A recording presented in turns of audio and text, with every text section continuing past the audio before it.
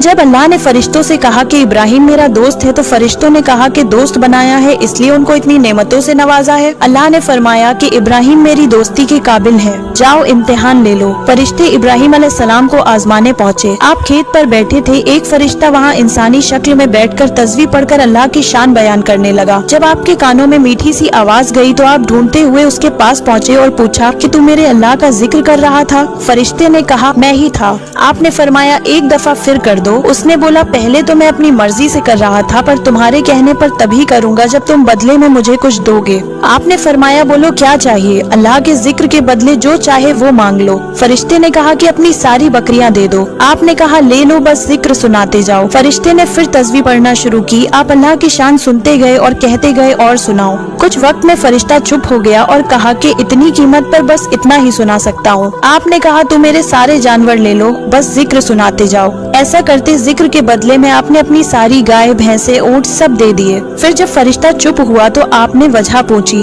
फरिश्ते ने कहा अब तुम्हारे पास कुछ नहीं है, अब क्या दोगे? आपने फरमाया कि अब तुम इतने जानवरों के मालिक हो, इनकी रखवाली के लिए तुम्हें गुलाम तो चाहिए होगा, तुम मुझे गुलाम रख लो, पैसे ना देना, खाना ना देना, बस मेरे अल्लाह का जिक्र सुनाते जाना। ये सब सुनकर फरिश्ता रो पड़ा और कहने लगा कि मैं आपके रब का फरिश्ता हूँ, आप वाकई में इस काबिल हैं कि अल्लाह ने आपको दोस्त बनाया है।